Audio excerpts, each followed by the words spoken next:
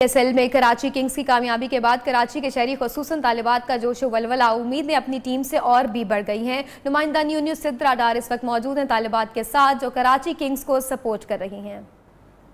जी, इस वक्त मैं जिन्हें यूनिवर्सिटी में मौजूद हूँ और मेरे साथ अभी भी काफ़ी बड़ी तादाद में तालिबात मौजूद हैं जो कि कराची किंग को सपोर्ट कर रही हैं। कराची किंग अब एकदम से फिर से फॉर्म में आया है और उसके बाद उसने साबित किया है कि वो भी खेलना जानता है। हमारी उम्मीदें कुछ कम हो गई थी लेकिन अब कल के मैच के बाद से उम्मीदें ज़्यादा हो गई हैं। पेशावर ज़ल्मी के साथ अब मैच होगा और उसके बाद फैसला होगा कि आगे कौन सी टीम जाएगी। आज जानते हैं कि PSL के हवाले से क्या क्या तैयारियाँ की। देखें, इन्होंने एक वो भी बनाया हुआ है PSL को सपोर्ट करने के लिए और कराची किंग को सपोर्ट करने के लिए। कराची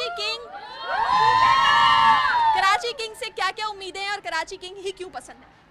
क्योंकि हम कराची में रहते हैं, इस वजह से हमें कराची किंग से ही सबसे ज़्यादा उम्मीदें हैं और इंशाल्लाह कराची ही जीतेगा।